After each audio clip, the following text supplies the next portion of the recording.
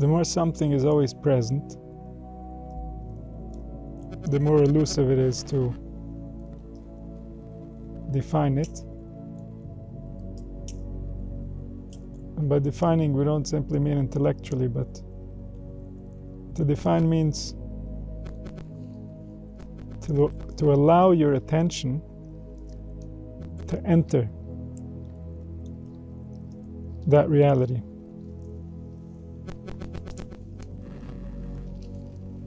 Our perception is composed of many realities. One is superimposed on the other. And all of them are represented in our physical vessel.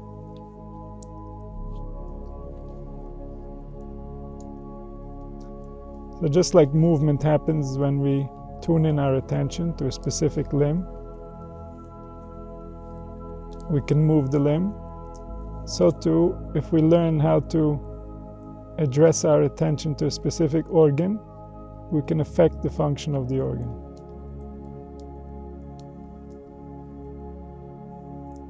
If we direct our attention to a specific area in the brain, to a specific concept that resides somewhere within, then as soon as we direct our attention, we gain identity, we gain access. Because we are the owners. We are the owners not only of the organs and the limbs, but of every single cell. Every single cell is activated in a specific way for just one reason. And that's so that the whole, which is you, can gain the most benefit from it.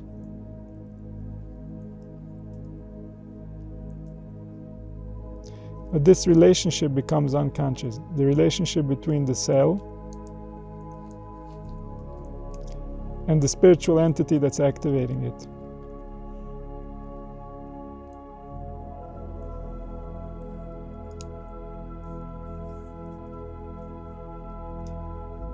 By coming back to silence, we are identifying again as the spiritual entity, and we gain deeper access.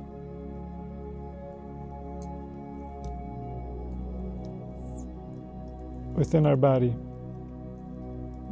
The cells remember.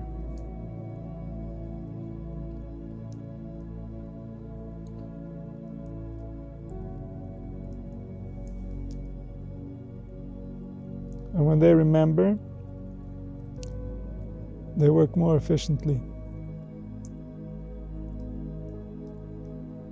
When they work more efficiently, you have more energy. Your intuition is more accurate. The patterns that are not favorable to you can be filtered easily.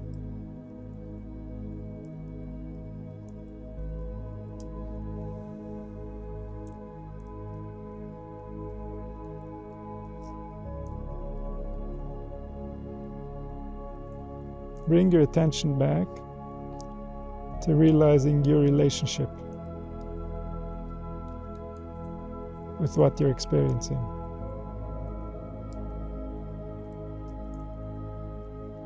If you can place your attention on it, you can have an impact.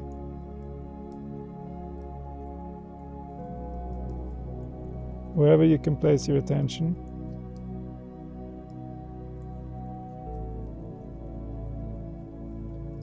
you can affect the future. We're used to placing our attention on external things.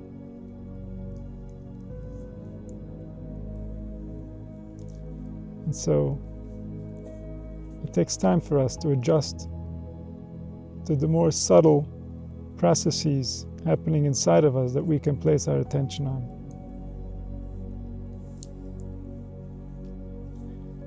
When our attention is on things outside of us, we have limited control. So when we're mostly busy outside of ourselves, we forget the relationship that we have with the things inside of us, when we place our attention on the things inside of us, we and the thing we're placing our attention on are one. So we have tremendous control. When we place our attention on things outside of us, we don't know how to unite with things outside of us, and therefore we have very limited control. So when we come back internally, we want to remember the real relationship between the observed and the one observing, very different than observing the external world.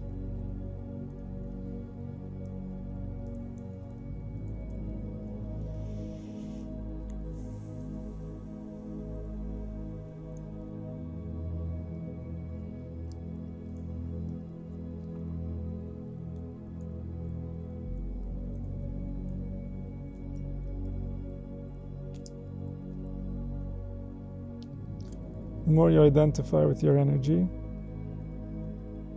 the more it becomes available to you. Energy is your ability to affect the processes inside of you. To be you takes a tremendous amount of energy. But if you have more than that, then you can become you better. And that better has no limit.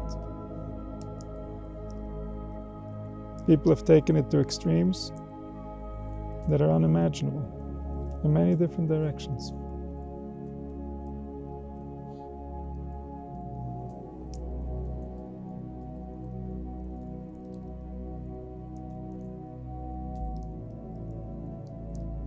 So return to the place where you remember, to the place where you unite. When you unite internally, you remind the entire solar system to unite. You remind the cosmos to unite. You remind by demonstrating. The spiritual forces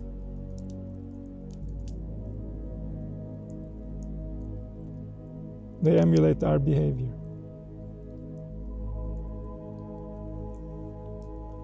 We teach by example, just like teaching children. It's not about what we're saying, it's about what we're doing. It's about how we're doing it. It's about what it feels like for us, because that is what comes through in subtle language. It cannot be explained.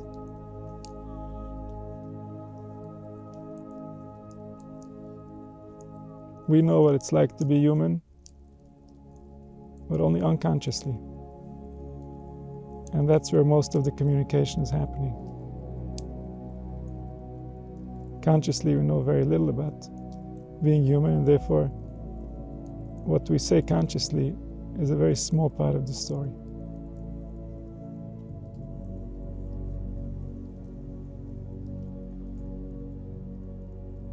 And so as we demonstrate, so the forces react.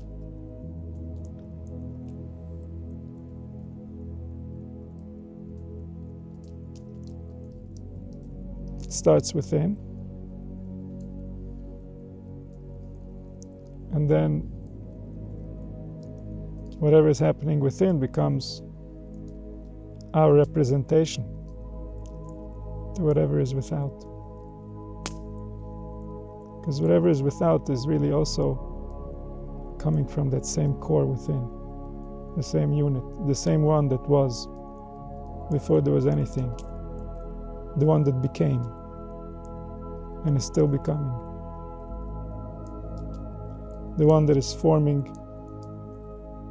his realization of self with every sound, with every breath.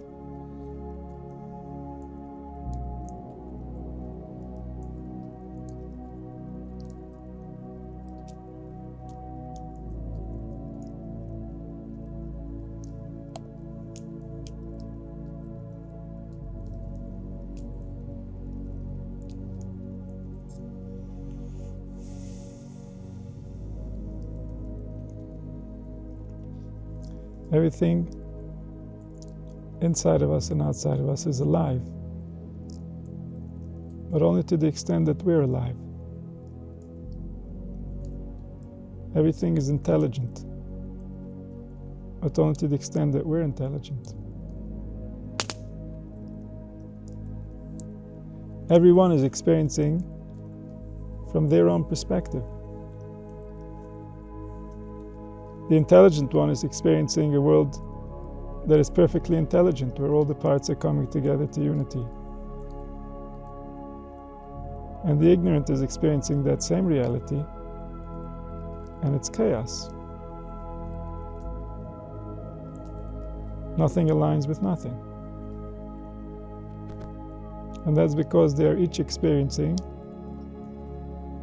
their own perception. That's all that's available for experience. The perception can be influenced by the senses, by the environment, but the experience is an experience of perception. Reality is not accessible for experience, to be experienced directly. Not yet, not for us. So, based on reality, we create a perception. We experience that perception as reality, in place of reality. And this is where we open ourselves up to going very, very wrong, if that perception becomes more and more loosely based on reality until maybe it starts losing touch with reality.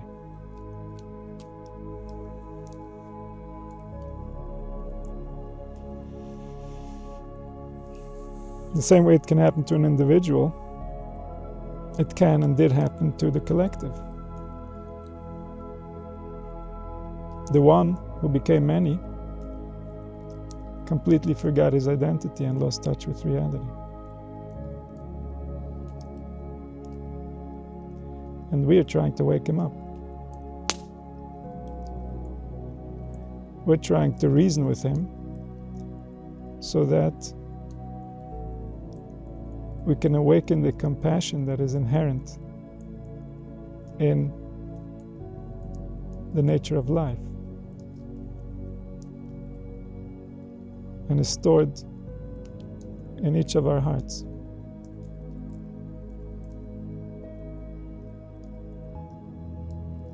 When we awaken the compassion within our hearts, then, and only then, do the angels return from conflict and unite to serve the one. Who's the one? You're the one. You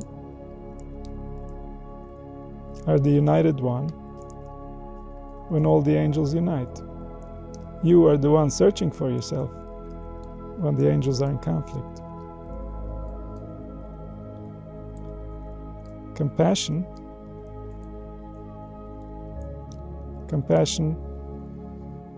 that comes from the heart will give you access to you. And when you are you, you're one with the Creator. The Creator is what you are, however, right now covered in everything inside of you that you're not. And when the heart awakens, then everything inside of you that is not you is going to leave.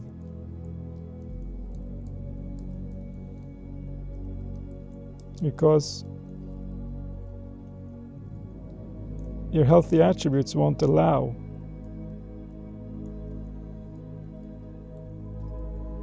for any spiritual activity that's not aligned with your nature to take place within your cells, within your organs.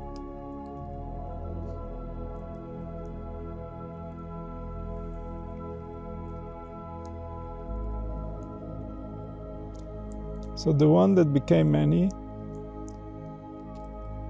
is in a lot of trouble because, as many, he was still trying to remain one. Each one wanted to be the one.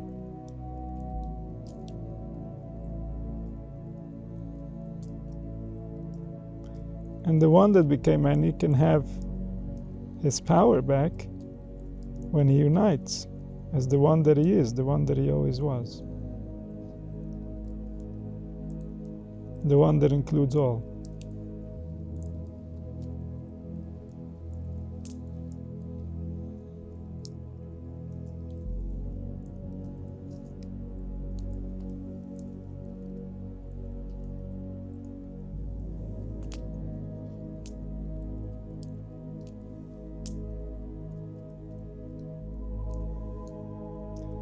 Return to that unity, return to that realization, and unite yourselves, wake them up, remind them why they were created, why are they spinning in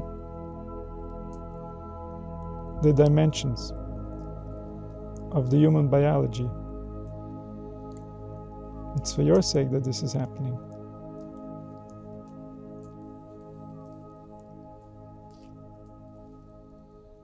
So see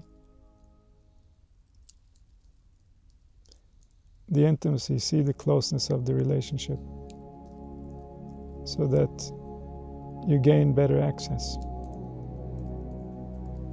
Everything inside of you is alive. Everything inside of you has a personality.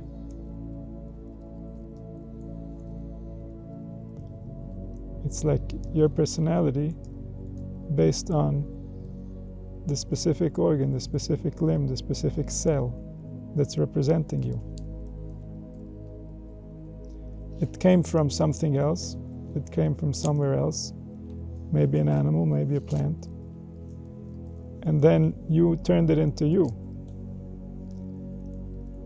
You changed its vibration. You changed its internal cycle, its composition, and you made it a dwelling place for you, for your spirit.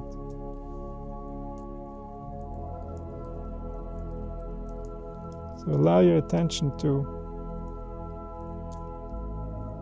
visit this relationship, to bring it into awareness, to make it more conscious, to enhance it,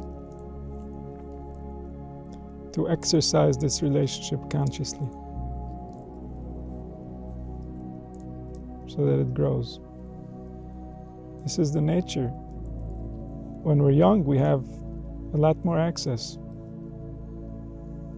to our cells, to our organs. And as we become confused and distracted, our mind sends all its energy to things that are much less important. And then we forget. And spiritually, to forget means to lose access. The spiritual key that unlocks doors is simply a reminder. A reminder is the key that will take you to a spiritual location. A spiritual location is the experience of a concept. So any concept that we can experience is a location in the world of thought, in the world of spirit. And to go to that location, we need something that can remind us of that concept. The more subtle the concept, the more difficult to contain it, to remember it, to memorize it. We can write sometimes an entire book trying to remember a spiritual concept, and then when we read the book, the concept is nowhere to be found. Concepts are very elusive. Not as elusive as the one using concepts, of course.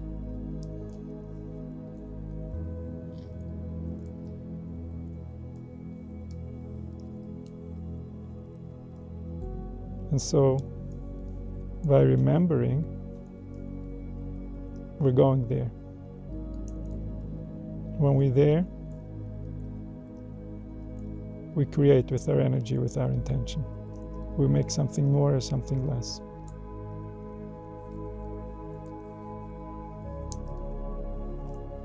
And then that changes the settings of our imagination, which is imagining what's happening to us. And that's the only access we have, is through our imagination. We're always just imagining what's happening to us. Unless we can transcend thought. And some of us is not fully experiencing, it's just imagining our experience. And that's the one that's deciding how our body is going to react.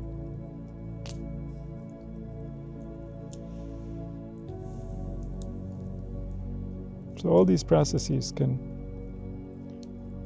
open up avenues of potential that lead to paradise. But first, we want to learn how to direct our attention. We want to build our capacity for focus so that we can really have an impact on all the different settings that have been randomly selected as we went through childhood.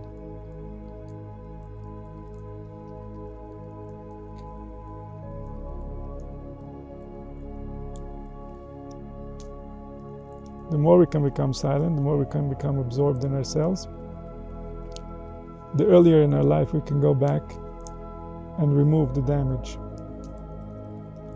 Refresh the cells, refresh the settings, return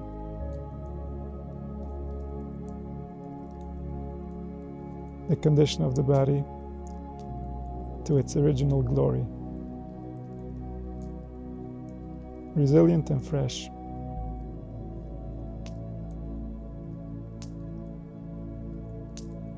Wherever there is wear and tear, it's not that it once happened, it's constantly happening. We're wearing and tearing, even right now, because we represent the spiritual force in charge of the processes, and the processes that are holding us back are still running, otherwise they wouldn't be holding us back. Healing is inherent in every cell, in every function, unless there's a process that's counteracting that, that's holding the damage in place.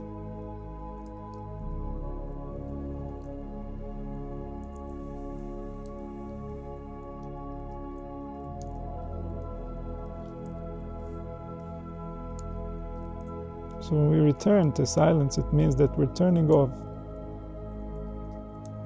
all the processes that are holding the damage in place so that the damage can disappear. And as soon as we do, the damage starts disappearing, depending on the level of physical inflammation, physical entanglement that needs to heal. The amount of time it takes to completely recover will be based. So if it's all psychological, a change in thought, and it's like it never happened. If there's a physical component, if there's already been damage to the organs or to the nerves, then a change in thought long enough for the body to heal, and then it's gone.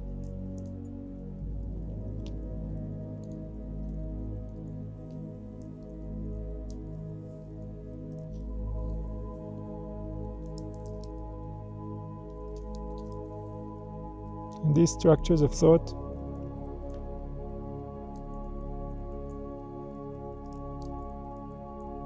are all alive and together comprise our perception. So when we're perceiving through all the lenses of all the energies that we're activating within the body, in all the organs. Everything together becomes the lens. Through this lens, we see reality. So silence is also a way of cleaning our lens.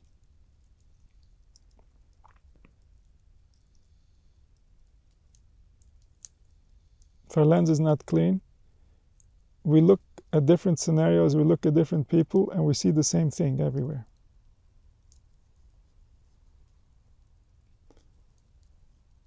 It's because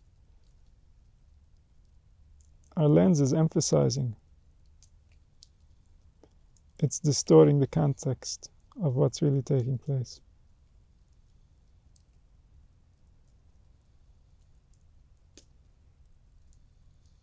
From the place of silence, life looks very different.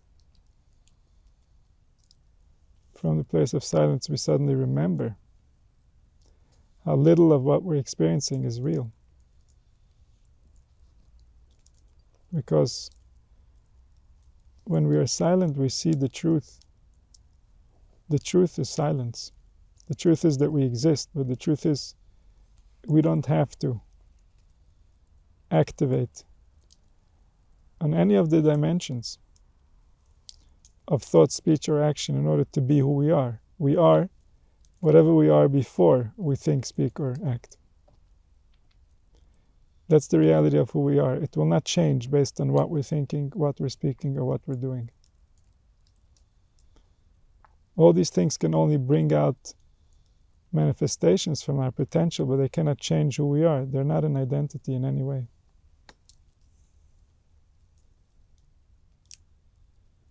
It doesn't change the nature of what we're trying to represent. It can only confuse us about that nature.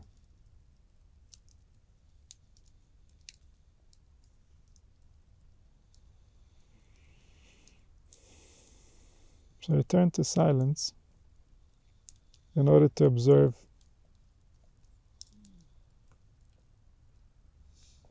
the most important reality in life for yourself. It cannot be described. Only your own silence can take you there, nothing else. And the more silence, the more you get to experience.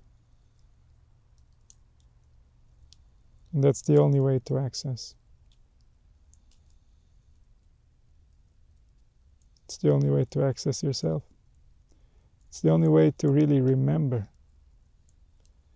something that cannot be spoken. But something you already know, something you always knew, and you can never really forget.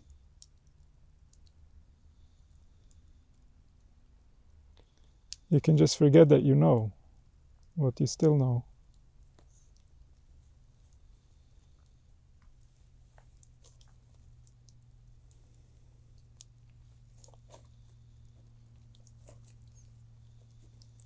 Allow yourself to return to that place where you remember that you know. Unite with your organs, unite with your cells. Remember yourself as the one activating them all.